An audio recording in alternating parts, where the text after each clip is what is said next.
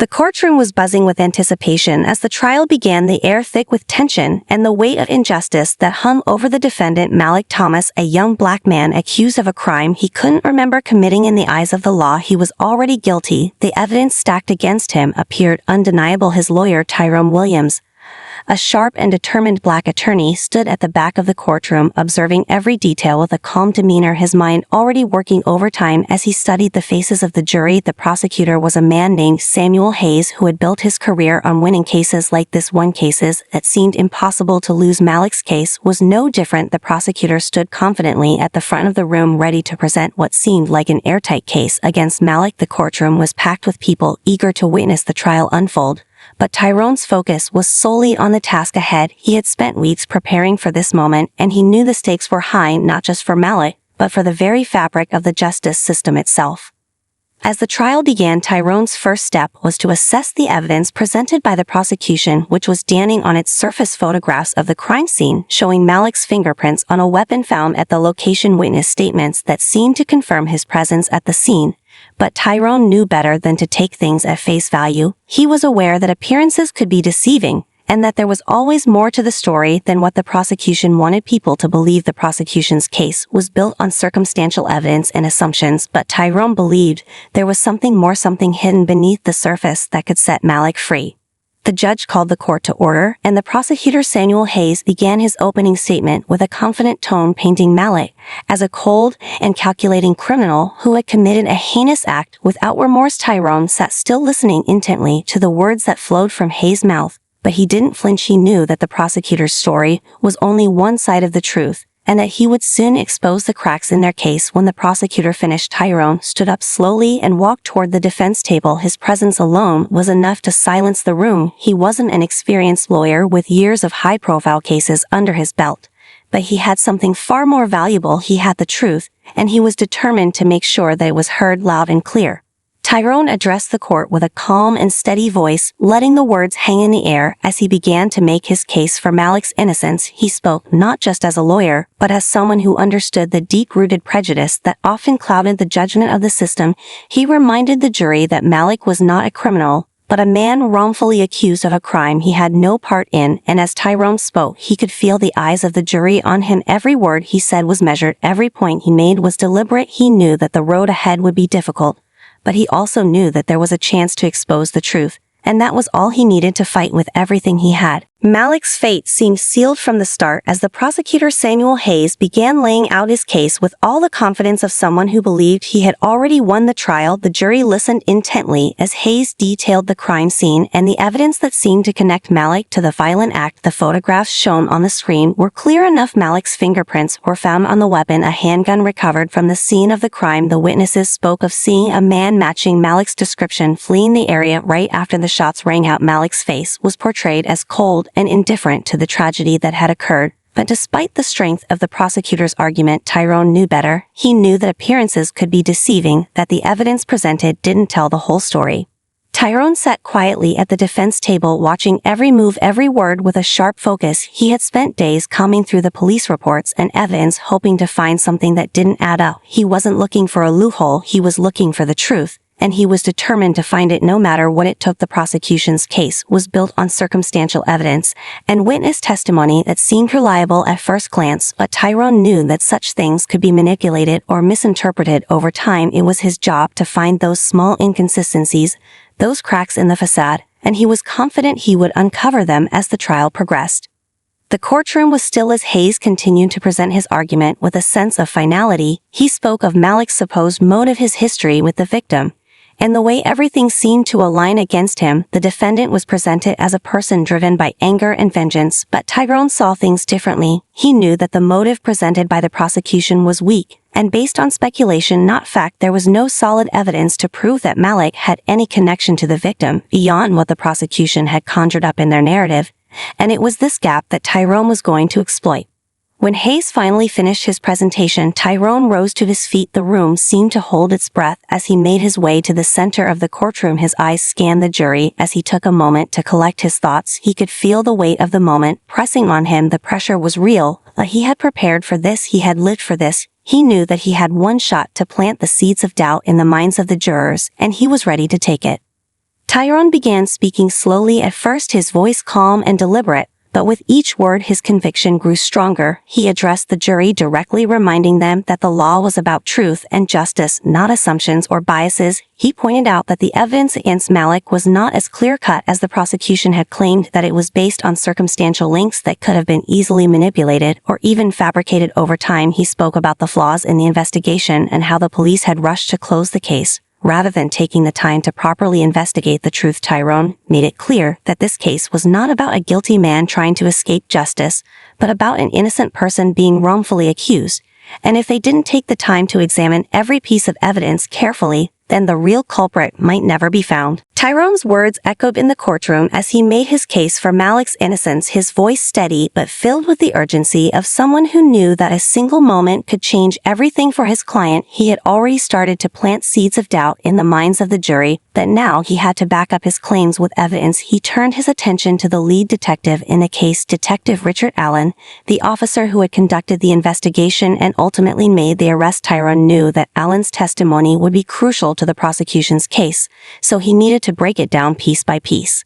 The detective sat at the witness stand, his face hardened with a mask of professionalism, but Tyrone could see the cracks beneath the surface. He could sense the unease, the guilt that lingered just out of view. He began by asking Allen about the timeline of events on the night of the crime. The detective confidently recounted the details of Malik's arrest and the evidence found at the scene, but Tyrone wasn't interested in the rehearsed version of events. He had already done his homework, and he was about to test Allen's memory.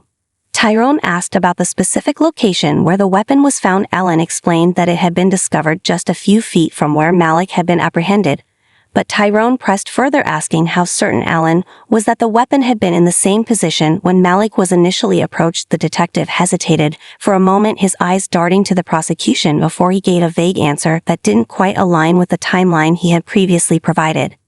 Tyrone's mind clicked into gear as he pushed the detective harder on the inconsistencies in his story. He asked why there was a gap in the police report regarding the location of the weapon. Why hadn't the detective mentioned that detail before? Was it possible that the weapon had been moved or planted at the scene after Malik's arrest? Allen's face reddened with each question, and the once confident detective began to falter. His answers grew less certain, and his body language betrayed the pressure he was under. Tyrone could feel the shift in the courtroom as the jury began to sense something was off.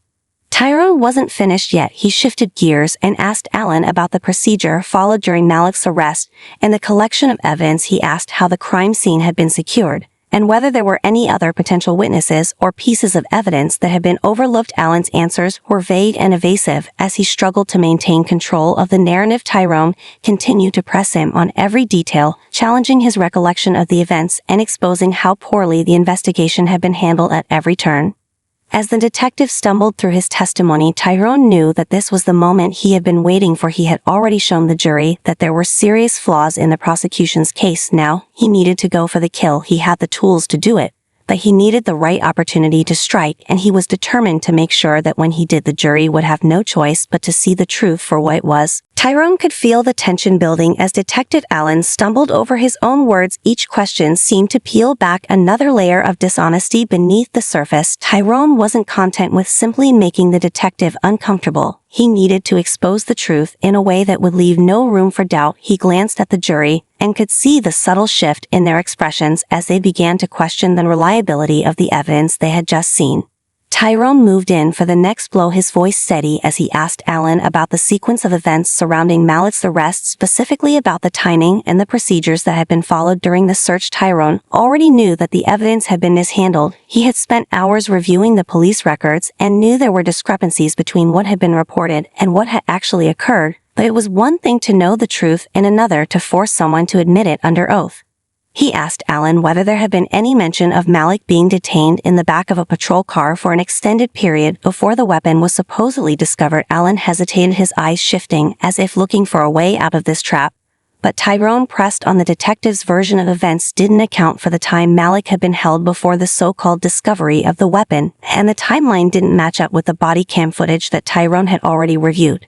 Tyrone turned to the prosecutor, who looked increasingly agitated by the direction the cross-examination was taking, but Tyrone knew this was his moment. He asked Alan to explain why the police report had been altered, why certain key details about the arrest and the discovery of the weapon had been left out of the official documents. Alan's face flushed red, and he stammered something about a clerical error, but the explanation was weak and unconvincing.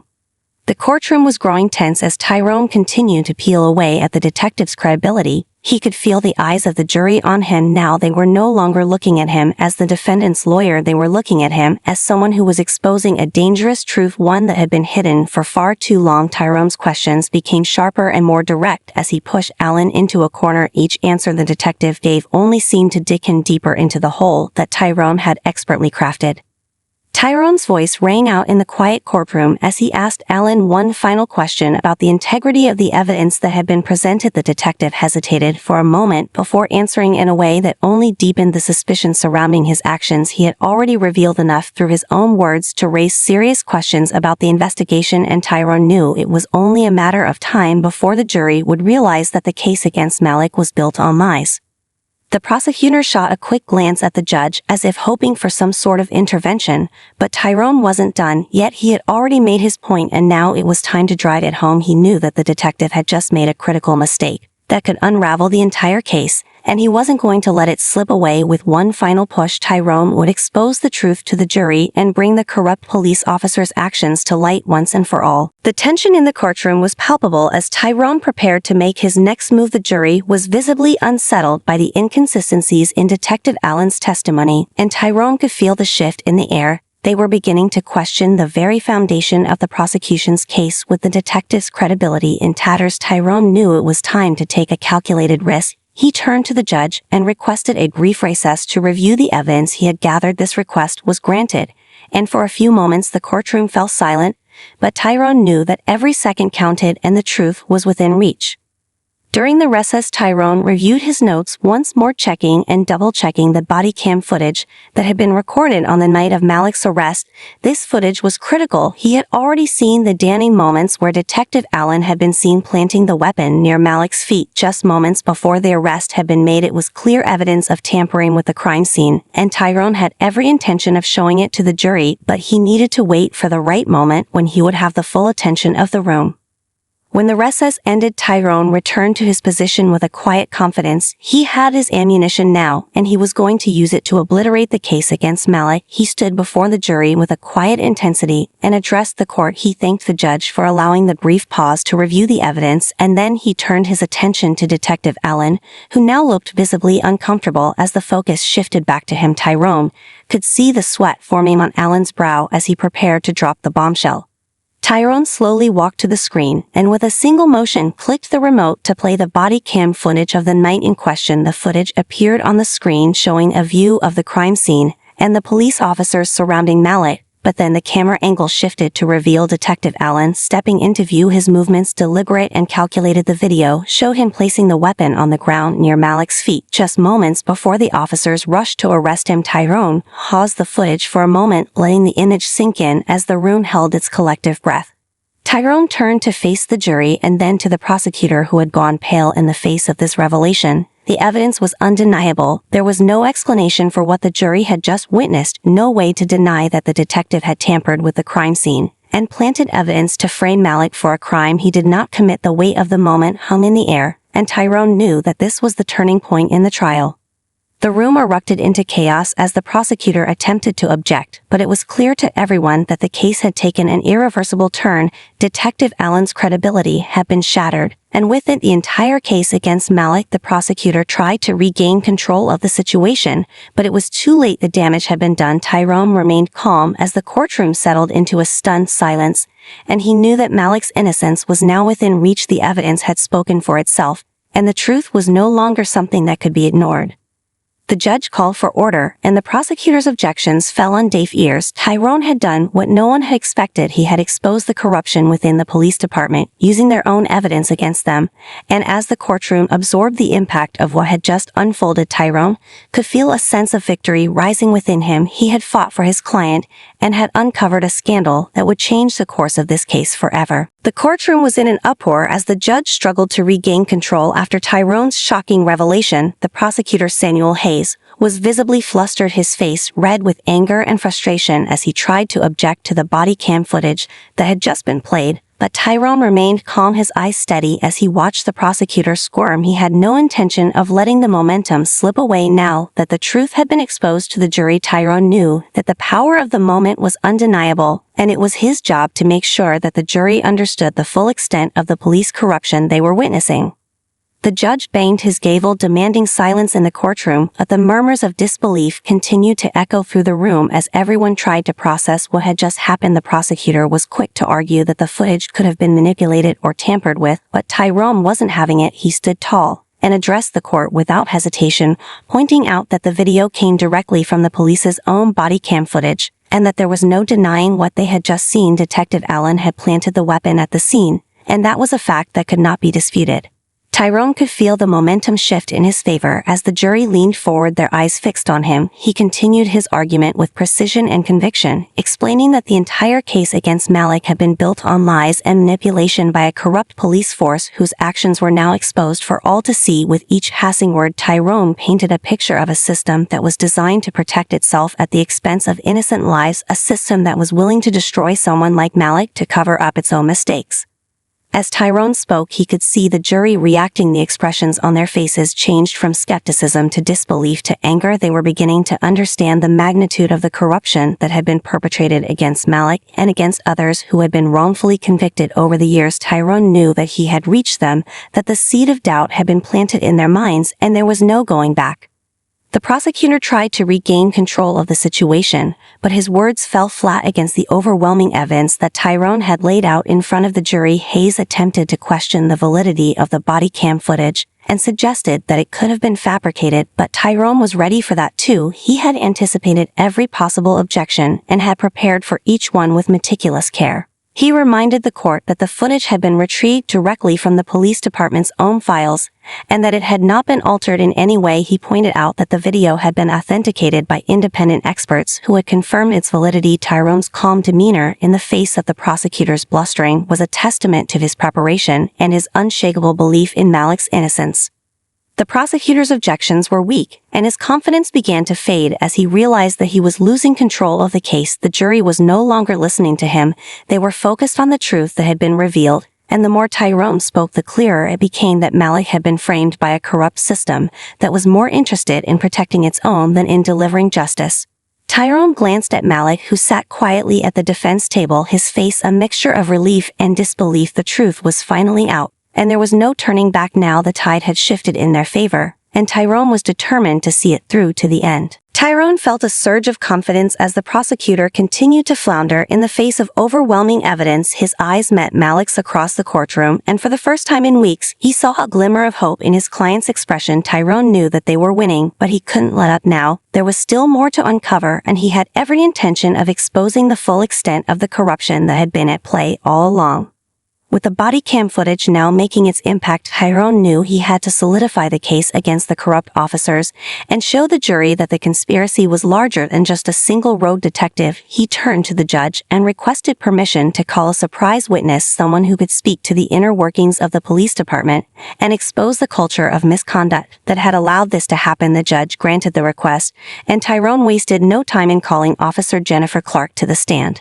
Officer Clark had been part of the initial investigation, but her role had been more peripheral. She had been assigned to document the evidence and assist with the arrest, but she had grown increasingly disillusioned with the department's tactics. As the investigation progressed, she had seen the way Detective Allen and his colleagues manipulated the evidence to fit their narrative, and she had begun to question the very integrity of the police force she had sworn to serve.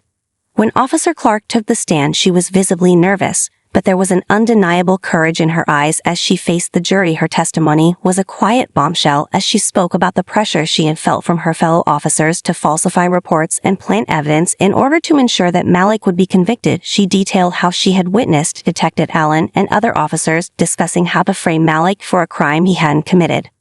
Tyrone let her words sink in as she spoke. He could see the jury hanging on every sentence.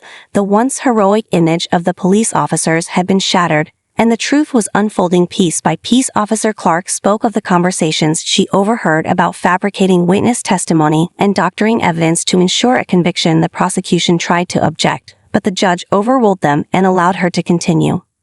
As Officer Clark's testimony painted a damning picture of corruption within the department, Tyrone's strategy became clear. He wasn't just defending Malik, he was exposing a systemic problem that reached far beyond this case.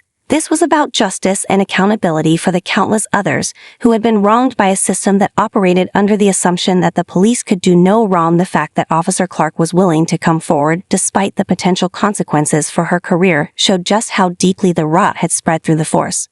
The prosecutor tried to downplay Officer Clark's testimony by questioning her credibility and suggesting that she was simply disgruntled, but Tyrone wasn't swayed. He reminded the court that Officer Clark had nothing to gain by speaking out, and everything to lose. She had risked her job, her reputation, and her safety to tell the truth. Tyrone called her bravery a beacon of integrity in a system that had long since forgotten what that word meant.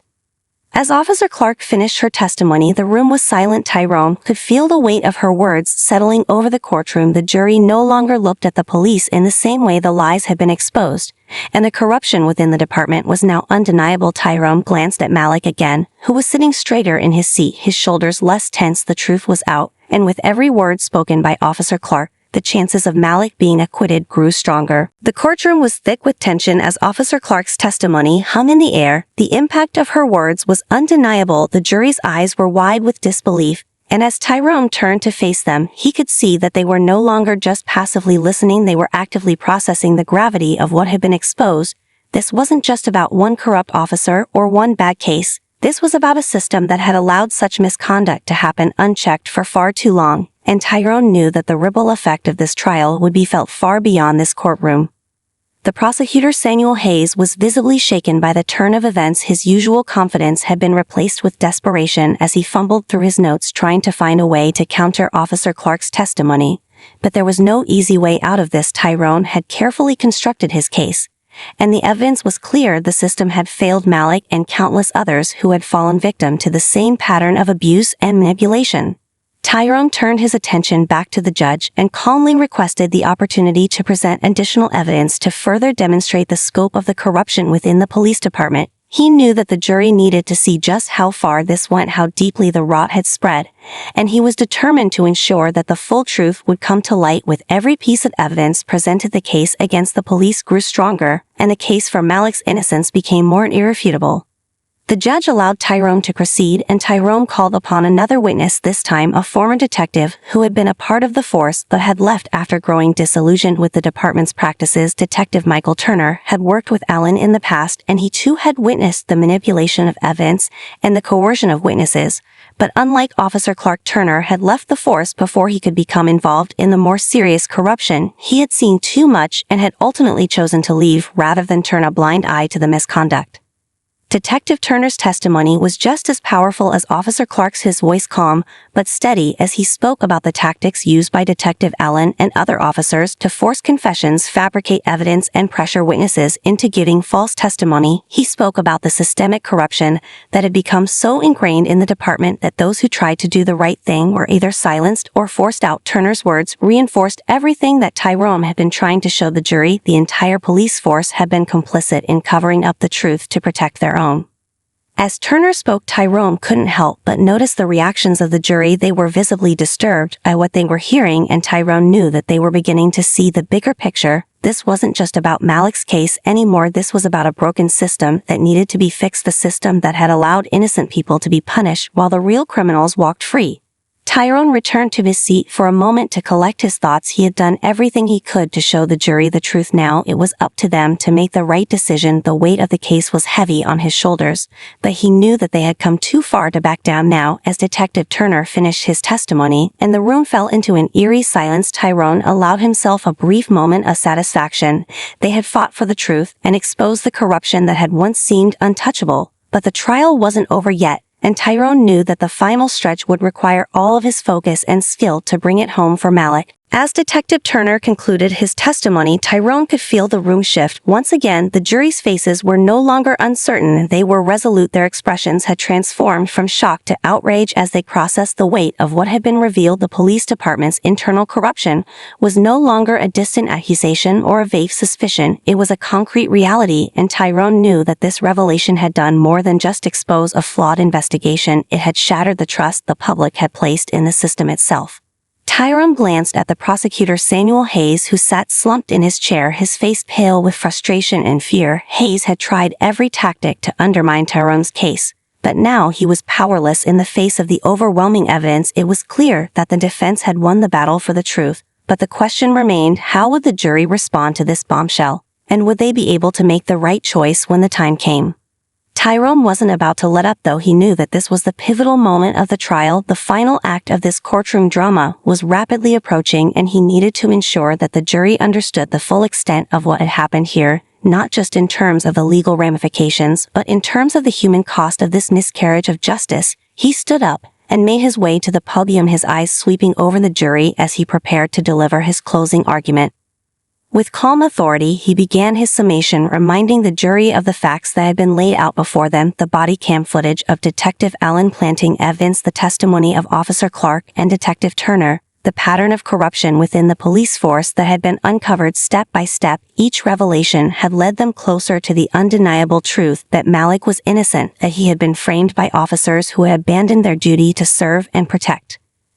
Tyrone paused for a moment, allowing his words to sink in. He looked at Malik, who sat quietly at the defense table, his hands folded neatly in front of him. Tyrone had seen the way his client had been carrying the weight of this case, the fear, the uncertainty, the despair, but now Malik's face reflected something different. It was a quiet confidence, a sense of peace that had been absent for far too long. Tyrone knew that Malik understood what was happening. He could see the light at the end of the tunnel, and it was finally within reach. Tyrone continued his closing argument, stressing that this case was not just about one man's freedom, it was about the integrity of the justice system itself. The jury had the power to send a message not only to Malik, but to the world, that they would not stand by and allow corruption to go unchecked. They had the power to hold the police accountable and to make sure that this kind of injustice would never happen again. As he spoke, Tyrone's voice grew more impassioned. He called upon the jury to do what was right, to see through the lies that had been woven into this case, and to deliver a verdict based on the truth, not on the manipulation of evidence or the misconduct of those who were supposed to protect and serve. He reminded them that their decision would have far-reaching consequences that would extend beyond this courtroom and shape the future of justice for generations to come. With his closing argument delivered, Tyrone returned to his seat and gave Malik a final reassuring glance. The defense had done everything it could to expose the truth. Now it was in the jury's hands. The fate of Malik's future rested with them, and Tyrone hoped that they would see what had been so clearly laid before them. The truth had been revealed, and there was no turning back now. The courtroom was silent as the judge called for the jury to deliberate. The courtroom was still as the judge called for the jury's deliberation. Tyrone sat back in his chair and watched as the jurors filed out of the room, their faces a mix of contemplation and determination, each one processing the weight of the case in their own way. Tyrone could feel the adrenaline of the trial slowly ebbing away, leaving a quiet sense of anticipation. He glanced at Malik, who was sitting at the defense table, his expression calm. But there was a tension in the air that could not be ignored. Tyrone knew how much this case meant to his client. It wasn't just about freedom, it was about vindication. It was about proving that Malik had been wronged and that the truth had to prevail. Tyrone leaned back in his chair and exhaled slowly, his mind replaying every moment of the trial, the evidence, the witnesses, the testimony. Each piece had been carefully chosen and strategically placed to dismantle the case against Malik. Now it was out of his hands and into the jury's, but Tyrone knew he had done everything in his power to expose the corruption within the police department and to make sure that the jury saw the truth of what had happened. Outside the courtroom, there was a palpable sense of suspense in the air. The spectators who had gathered to watch the trial sat in the hallway whispering among themselves. Some were still uncertain about the outcome, others were hopeful that justice would be served, but all of them were waiting for the same thing, a verdict, and it was only a matter of time before the jury returned to announce their decision. Inside the courtroom, the minutes stretched into what felt like hours. Tyrone's mind was sharp, but his body was exhausted. The emotional toll of the trial had taken its toll, but there was no time to rest, not now. When they were so close, he looked over at the prosecutor, Samuel Hayes, who sat at his table staring blankly ahead. Hayes had been growing more and more frustrated as the trial had progressed, but now his silence was deafening. Tyrone knew that the prosecutor had tried everything he could to twist the facts, but now his case had crumbled in the face of undeniable evidence, and he couldn't hide behind his arguments anymore. Tyrone tried to keep his mind focused on the task at hand, but the waiting was hard. Each minute felt like an eternity. He glanced at Malik again, whose eyes were fixed forward, his face unreadable, but Tyrone could see the subtle signs of anxiety. Malik was trying to keep it together, but the uncertainty of the situation was clear. Even to the most experienced lawyer, the outcome of a trial was never guaranteed, and the stakes had never been higher. Finally, after what seemed like an endless wait, the jury returned and filed into the courtroom. Their faces were serious and determined as they took their seats. The tension in the room was palpable. As the judge called for silence, the room held its breath as the foreman of the jury stood up and read the verdict. Tyrone's heart raced, but he remained composed. He had given everything to this case, and now he would find out if the truth would be enough. The foreman cleared his throat and spoke clearly, the words echoing through the room. "We, the jury, find the defendant Malik Williams not guilty on all charges." The verdict hung in the air for a moment before it hit Tyrone like a wave of relief. His shoulders relaxed and his eyes met Malik's, who let out a breath he hadn't realized he had been holding for so long. The courtroom erupted into a quiet murmur, but Tyrone's focus was entirely on Malik's reaction. He had won this battle, but the war was far from over. There was still much work to be done to expose the full extent of the corruption. But for now, this victory was a reminder that the truth always has a way of coming to light. The verdict hung in the air for what seemed like an eternity. The silence in the courtroom was overwhelming as the foreman of the jury finished reading the words "not guilty on all charges." Malik sat still for a moment, his face unreadable. Tyrone could see the tension in his shoulders, the uncertainty that had remained even as the jury had made their decision.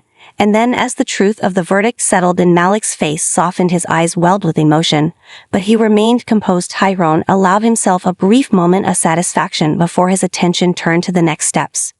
As the judge dismissed the jury, Tyrone rose from his seat and approached Malik. He placed a hand on his client's shoulder and looked him in the eyes. Malik's expression was a mixture of relief and disbelief, as if he couldn't quite process what had just happened. Tyrone smiled and said, "It's over, man. You're free." Malik nodded slowly as the weight of the moment finally began to sink in. The life he had lost, the years he had spent behind bars for a crime he didn't commit, were now a distant memory. The truth had finally been acknowledged and his innocence was undeniable.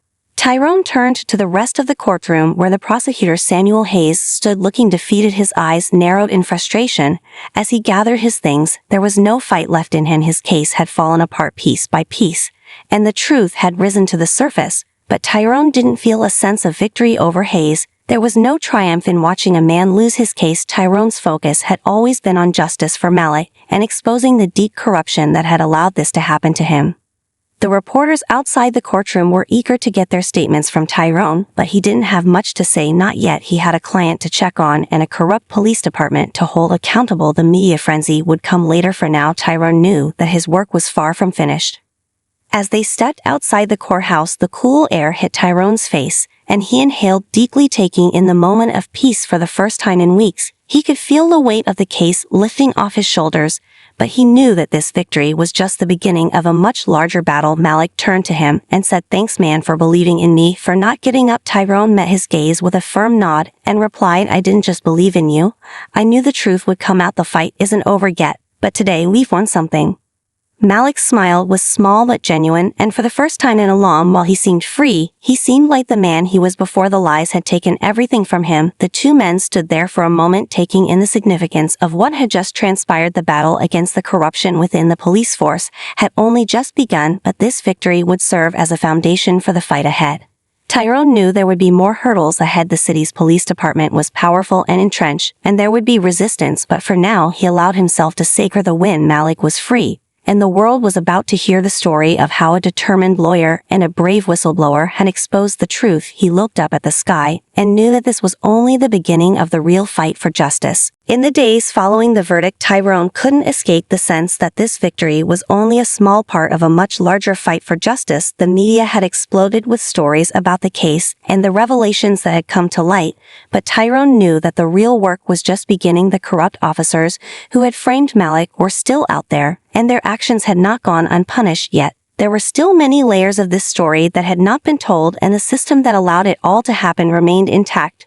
But now it was broken open, and Tyrone was determined to make sure it couldn't be swept back under the rug. Malik had been released from prison and was trying to rebuild the life that had been stolen from him, but the scars of his time behind bars were not so easily erased. The world had moved on without him, and he had to find his place again. Tyrone stayed close to him during this time, offering support and guidance as Malik adjusted to his newfound freedom. But Tyrone knew that the real challenge lay ahead in exposing the truth about what had happened and ensuring that the officers who had perpetrated these crimes would be held accountable. Tyrone began reaching out to other victims of police corruption, people who had been wrongfully convicted and whose lives had been destroyed by the same system of lies that had framed Malik. He knew that if he could find these people and build a coalition of survivors, he could shine a light on the widespread nature of the corruption within the police force and bring about real change. The fight was no longer just about Malik. It was about all the victims who had been silenced for too long. It was about holding the system accountable and ensuring that this kind of injustice would never happen again. He filed civil suits against the officers involved and began working with investigative journalists who had been covering the case from the start. They dug deeper into the inner workings of the police department, uncovering a pattern of misconduct that stretched across years and multiple cases. Tyrone knew that the more they uncovered, the more pressure would build on the city officials to act. But he also understood that there would be resistance and that the people in power would not give up their positions easily. It was going to take everything he had to push forward. But Tyrone was ready for the fight.